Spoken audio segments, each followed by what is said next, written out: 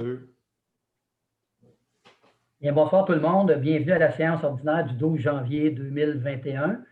D'entrée de jeu, même si on est le 12 janvier, j'en profite pour souhaiter à tous les citoyens et citoyennes de Saint-Joseph-du-Lac une bonne année 2021, beaucoup de santé. On se souhaite à tous aussi de voir la fin du virus de la COVID-19 en 2021, puis de continuer de bien se protéger. Donc, sur ce, est-ce que j'ai un proposeur pour l'ouverture de la séance? Oui, Louis-Philippe Marino, je vous le propose, Monsieur le maire. OK, parfait. Je constate qu'on a quorum aussi, comme d'habitude. Je vais vous demander de vous présenter par ordre de district, s'il vous plaît. En Région Aubertin, district de la Baie, district numéro 1. Marie-Josée Arquetto, de district numéro 2, des Sables. Michel Thorne, district numéro 3, district des Coteaux. Alexandre Dussault, district de la Vallée, numéro 4. Alexandra Lauzon, district numéro 5 du Berceau. Louis-Philippe Marino, district numéro 6 du Domaine. Et puis nous avons aussi avec nous ce soir M. Stéphane Giguère, notre directeur général.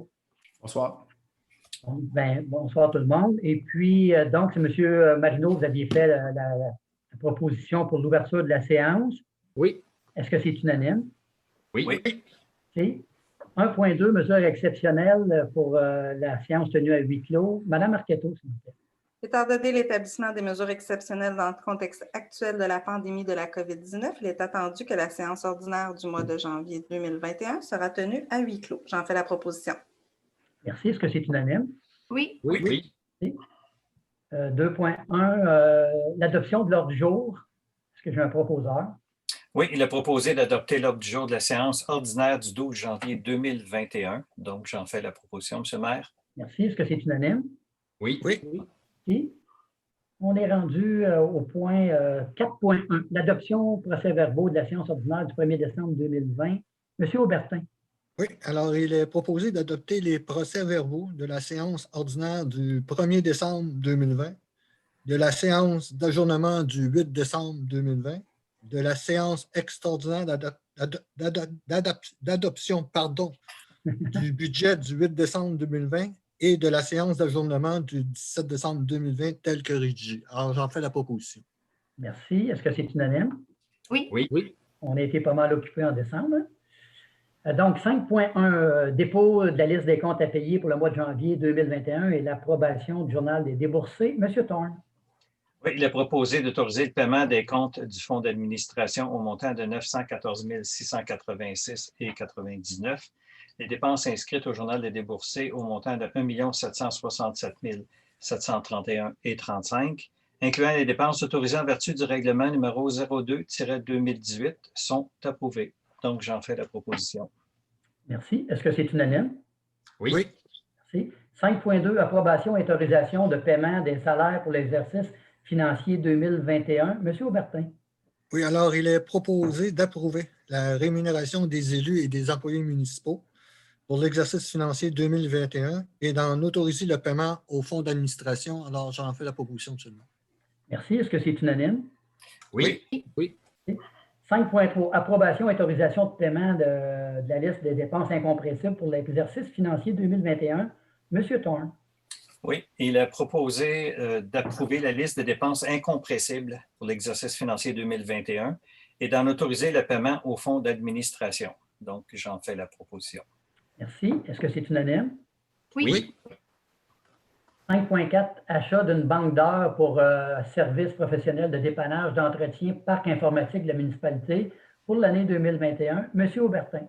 Oui, alors il est proposé de procéder à l'achat d'une banque de 200 heures de la firme T3I Incorporée afin d'assurer la fourniture de services professionnels pour le dépannage et l'entretien du parc informatique de la municipalité pour l'année 2021 au taux horaire de 73 pour un montant d'au plus 14 600 $ plus les taxes applicables. Alors, j'en fais la proposition seulement. Merci. Est-ce que c'est unanime? Oui. 5.5, service de consultation juridique verbale pour l'année 2021 par la firme DHC Avocats. Monsieur Thorne. Oui, il a proposé de retenir les services de la firme DHC Avocats pour des consultations juridiques verbales pour la période du 1er janvier 2021 au 31 décembre 2021 pour une somme forfaitaire de 1 800 $ plus les taxes applicables. Donc, Monsieur le maire, j'en fais la proposition. Merci. Est-ce que c'est unanime? Oui. Oui. Merci. Dépôt de la programmation numéro 4 pour la TEC 2019-2023. Monsieur Marino. Oui, considérant que la municipalité a pris connaissance du guide relatif aux modalités de versement de la contribution gouvernementale dans le cadre du programme de la taxe sur l'essence et de la contribution du Québec, la TEC, pour les années 2019 à 2023. Il s'agit d'autoriser donc la municipalité à s'engager à respecter les modalités du guide qui s'applique à elle. Donc, j'en fais la proposition. Merci. Est-ce que c'est unanime? Oui. Merci. 5.7, autorisation pour la signature d'un contrat visant l'acquisition d'une bande de terrain à intervenir entre la municipalité de Saint-Joseph-du-Lac et la compagnie Bon Sable Limité. Monsieur Dussault, s'il vous plaît. Oui, donc il est proposé d'autoriser le maire, M. Benoît Proulx, et le directeur général, M. Stéphane Giguère, à signer une entente visant l'acquisition d'une bande de terrain appartenant à la compagnie Bon Sable Limité afin d'aménager et de construire une digue sur une partie de leur immeuble située derrière la résidence de la rue Florence à Saint-Joseph-du-Lac. Alors, j'en fais la proposition, M. le maire. Merci. Est-ce que c'est unanime? Oui. Oui. Merci. Transport, donc 6.1, service professionnel d'ingénierie supplémentaire dans le cadre des travaux de pavage sur diverses rues de la municipalité pour 2020. Madame Lauzon. Il est proposé d'autoriser une dépense d'au plus 14 000 $ plus les taxes applicables pour la fourniture de services professionnels d'ingénierie supplémentaires dans le cadre des travaux de revêtement d'enrobés bitumineux sur diverses rues de la municipalité pour l'année 2020. Donc, j'en fais la proposition. Merci. Est-ce que c'est unanime? Oui. Donc, sécurité publique, pas de point. Urbanisme non plus. Point 9. 9.1, dépôt de demande financière à la jeunesse élite sportive, année 2020. Monsieur Dussault. Oui, donc il est proposé d'allouer, à la suite des recommandations du comité d'évaluation, un montant individuel à chacun des jeunes sportifs, puisque les compétitions présentées sont de niveau régional et provincial, tel que prévu dans la politique de l'élite sportive. Et voici comme suit. Donc, Antoine Dubé pour la discipline de hockey, Florence Dubé pour la discipline de ringuette, Julia Vallée pour l'athlétisme. Les trois sont au niveau provincial. Maintenant, au niveau régional, Zoé Ducharme, Mia Ducharme et Léa Ducharme en patinage artistique au niveau régional. Et les derniers récipiendaires au niveau national, Noémie Lemire en patinage artistique ainsi que Jade Lemire. Et Marianne Terrien, Laurence Terrien et Noémie Terrien, également toutes les trois en patinage artistique. Alors, à cet effet, nous invitons également les récipiendaires à une rencontre virtuelle afin de leur remettre leur prix. Cette rencontre aura lieu le 19 janvier 2021 à 19h. Alors, Monsieur le maire, j'en fais la proposition. Merci. Ça va être une belle activité, une belle soirée auquel on va pouvoir avoir nos jeunes et puis qu'on va pouvoir partager par la suite sur nos réseaux sociaux. Donc, ça va être une belle soirée. Belle initiative. Est-ce que c'est unanime? Oui. Et 9.2, achat de livres pour l'année 2021 pour la bibliothèque municipale. Madame Lauzon. Oui, il est proposé que la municipalité de Saint-Joseph-du-Lac autorise la directrice des loisirs, de la culture et du tourisme, Mme Valérie Lalonde, à présenter une demande d'aide financière au ministère de la Culture pour l'achat des livres de la bibliothèque municipale, visant à couvrir le 2/3 des coûts d'acquisition. Donc, j'en fais la proposition. Merci. Est-ce que c'est unanime? Oui. 9.3, paiement de la quote-part du Centre régional de services aux bibliothèques publiques CRSBP des Laurentides pour l'année 2021. Madame Lauzon. Oui, il est proposé d'autoriser le paiement de la quote-part de la CRSBP des Laurentides pour l'année 2021, dont le coût est de 2,99 selon le décret de la population en 2021. Donc, j'en fais la proposition. Donc, je pense que c'est 2,95. Oui, exact. C'est l'équivalent de 2,95 per capita. Là. Fait que j'en fais la proposition. Oui, tout à fait. Est-ce que c'est unanime? Oui. 9.4, demande de financement pour le programme Emploi d'été Canada 2021. Monsieur Dussault. Oui, donc il est proposé que la municipalité de Saint-Joseph-du-Lac adresse une demande de financement pour le programme Emploi d'été Canada je recommence. Pour le programme Emploi d'été Canada 2021 pour les postes suivants. Donc, coordonnateur du camp de jour, responsable des animateurs du camp de jour, responsable des accompagnateurs du camp de jour, responsable du camp de jour thématique, 4 accompagnateurs de camp de jour, ainsi qu'un poste saisonnier d'urbanisme et un poste saisonnier en environnement. Alors, j'en fais la proposition, M. le maire.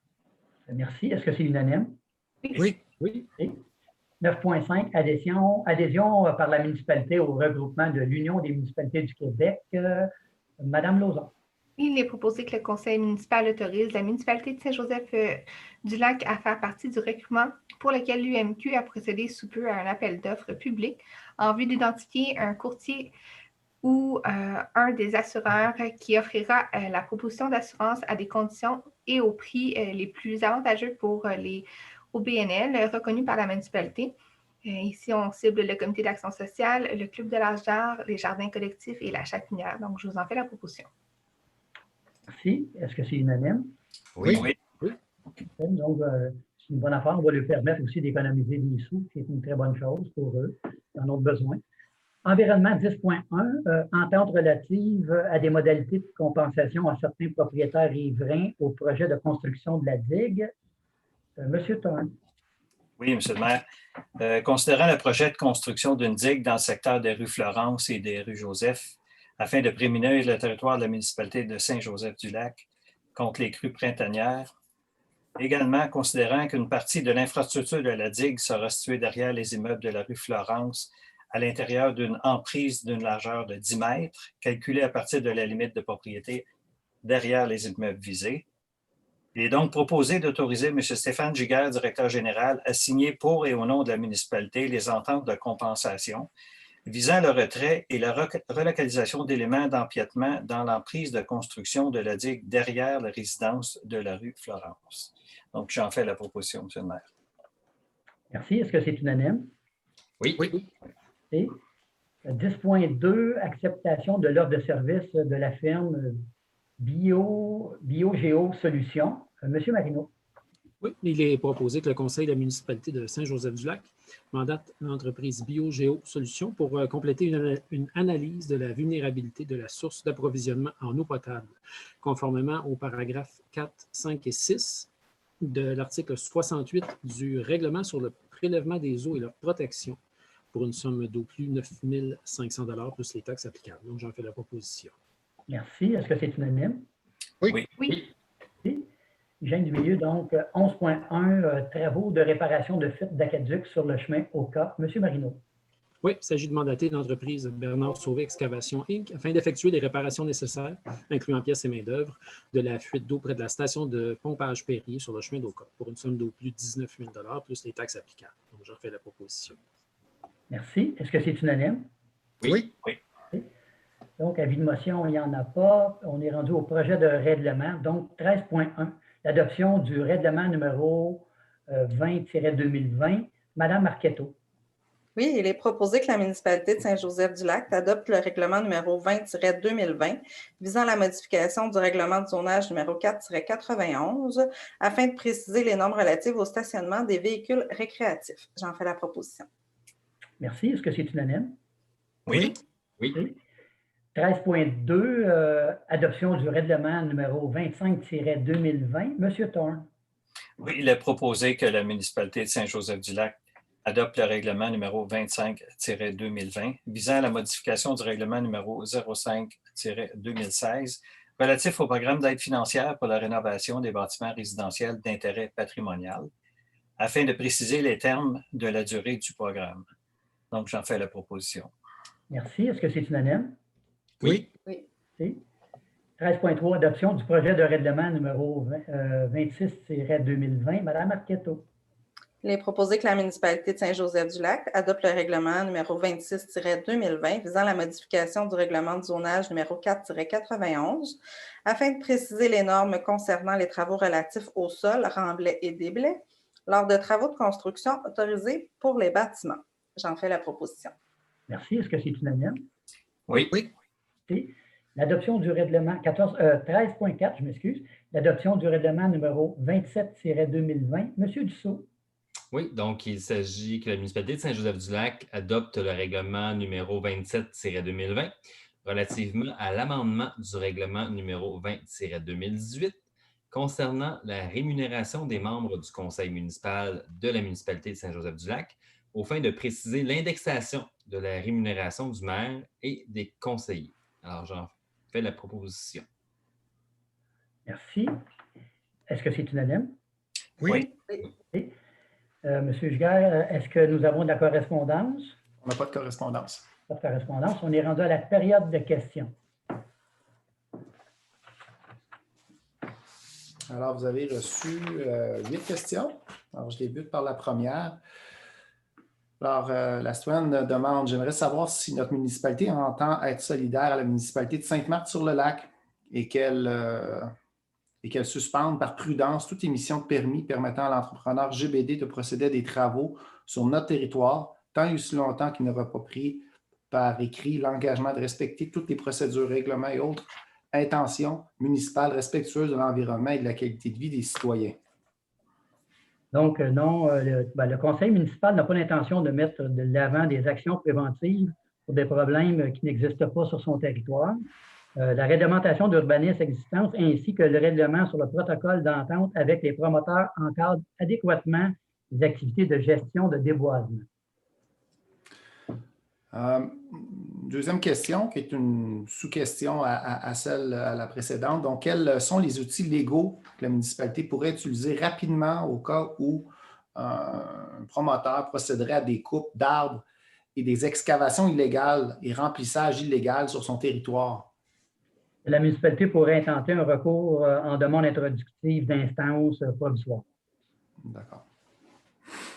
La question 3, en fait, c'est davantage un commentaire. Alors, c'est en lien avec l'item 9.5 de l'ordre du jour, qui faisait référence à l'adhésion de la municipalité au regroupement de l'Union des municipalités du Québec, l'UMQ, afin d'identifier un courtier d'assurance dans le but d'offrir une proposition d'assurance pour les organismes à but non lucratif.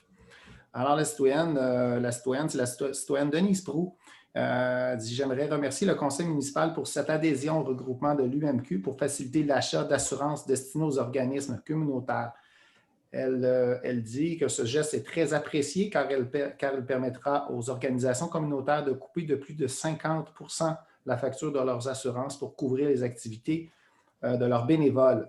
Ce geste de reconnaissance que les bénévoles c'est un geste de reconnaissance que les bénévoles sont importants dans la communauté. Donc, un grand merci. Merci pour vos beaux mots, Mme Proulx. Oui, on est fiers aussi de ça, comme je le disais tantôt. Là, on est pas mal fiers de venir en aide au comité de bénévoles à Saint-Joseph-du-Lac. Alors, vous avez une quatrième question. Donc, la question numéro 4, c'est en lien avec l'item 1.2 de l'ordre du jour, donc sur les mesures exceptionnelles. Alors, il y a une citoyenne qui demande est-ce que le conseil municipal pourrait envisager de tenir des séances en utilisant la possibilité que les citoyens puissent également y assister par visioconférence et poser directement les questions au maire et aux membres du conseil municipal? C'est certain qu'on souhaite, le conseil municipal, on est optimiste que les autorités sanitaires permettront à moyen terme qu'on puisse recommencer à faire des assemblées municipales en visuel au lieu d'en virtuel comme on fait présentement.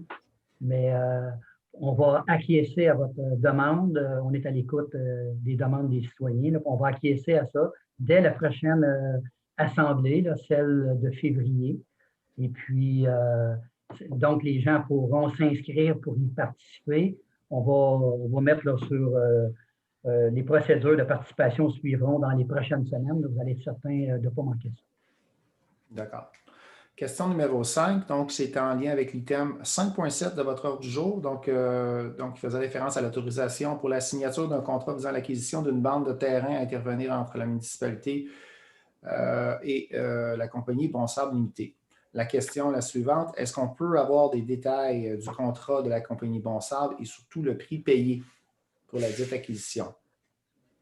OK. En fait, bon, je vais aller la première partie, c'est la construction d'une partie de la digue derrière les immeubles de la rue Florence requiert l'acquisition d'une bande de terrain de 10 mètres de large sur 319 mètres de long. Partant de là, tout promoteur qui fait un projet résidentiel à Saint-Joseph-du-Lac depuis des années, je ne sais pas si le taux était le même avant que maintenant, mais doit remettre à la municipalité l'équivalent de 10 de l'espace, soit pour fin de parc et ou en argent. C'est la municipalité qui décide lequel des deux ils vont prendre. Dans le cas qui nous concerne, donc, je disais tantôt 10 mètres de large, la bande, ce qu'elle va prendre, 10 mètres de large sur 319 de long, ça représente, on va faire en sorte que ça va contribuer, dans la contribution que le promoteur devrait nous donner du 10 ça représente 3,20 Ce qui veut dire qu'au moment où le promoteur sera prêt à faire son projet, au lieu de verser soit 10 en espace terrain ou 10 en dollars, mais ce montant-là sera plus de 10 on va diminuer 3,20 donc ça va devenir 6,8 sa contribution. Ça va compenser pour la zone qu'on prend pour construire la digue. J'espère que ça répond adéquatement à votre question. D'accord. La question 6, c'est en lien avec l'item 10.1 de votre ordre du jour, qui est relative à des modalités de compensation à certains propriétaires riverains du projet de construction de la digue. La question est la suivante. De quel genre de compensation s'agit-il? En parenthèse, on identifie le montant d'argent et on veut savoir en fait le montant d'argent qui est en lien avec les compensations et combien de propriétaires sont concernés par les dites ententes. Donc, on en a fait part tantôt dans des points, justement. M. Tourne en fait part. Il y a 2 propriétaires qui sont concernés. Et la problématique, là, ça concerne entre autres des végétaux. La municipalité procédera à des travaux là, visant à corriger les problématiques. La valeur des travaux est estimée à 13 000 $. D'accord. La question 7, donc c'est l'item en lien avec l'item 5.6 de l'ordre du jour, le dépôt de la programmation numéro 4 pour la TEC 2019-2023. La question, pouvez-vous donner des détails sur ce point et expliquer ce dont les questions? Bon, en fait, la TEC 2019-2023, ça concerne des réalisations de travaux de pavage pour la rue de la Pommeraie. Le coût incluant les frais incidents est estimé à 400 000 $. La TEC est constituée en financement là, de 2 paliers de gouvernement, des 2 paliers, donc provincial et fédéral, à la hauteur de 58 et les contribuables josephois à la hauteur de 42 Donc, dans le cas qui nous concerne, ça va être 42 de 400 000 $. La dernière question, c'est l'item 13.4 de votre ordre du jour, en lien avec l'adoption du règlement 27-2020, relativement à l'amendement du règlement 20-2018, concernant la rémunération des membres du conseil municipal. La question, pouvez-vous présenter quelle sera la nouvelle rémunération du maire et des conseillers? De façon plus générale, croyez-vous que cette rémunération soit suffisante pour permettre aux maires et aux conseillers d'exercer leurs diverses fonctions avec tout le temps et l'énergie nécessaires? Bon, donc, chaque année, le conseil municipal, les membres du conseil, les élus, on prend le même montant ou approximativement le même montant d'indexation que les employés cadres ou les employés. Puis basé sur l'IPC, l'indice à la consommation. Donc, cette année, c'est plus que rare. Là. Le taux est 0,25 Les employés cadres vont recevoir 2 d'indexation, les employés syndiqués également, je pense, M. Giguère. Ce n'est pas encore confirmé, étant donné que la convention est en les employés cadres, 2 Donc, ce qu'on a fait, on a changé cette réglementation-là, parce que, bon, 0,25 c'est à peu près rien. On l'a amendé de la façon suivante. C'est qu'on on va mettre un minimum, 2 Quand ça serait en bas de 2 les élus, on va se prendre 2 Par contre, si pour X raison, dans quelques années, ça montait à 5-6 nous, on va à un maximum de 4 Ce qui veut dire qu'on n'ira jamais en bas de 2, on n'ira jamais en haut de 4. Encore une fois, j'espère que ça répond bien à votre question. C'est tout pour les questions, M. le maire. Il n'y a pas d'autres questions. Donc, est-ce que j'ai un proposeur pour la levée de la séance? Oui, je vais en faire la proposition, M. le maire. OK, merci. Est-ce que c'est unanime? Oui. Bon. Merci tout le monde. Bonne fin de soirée. Et puis, on se revoit en espérant que vous allez être plusieurs à participer à notre prochaine assemblée en visioconférence en février. Donc, le premier mardi de février. Et bonsoir à tout le monde. Bonsoir. Bonsoir. Merci, au revoir. Au revoir.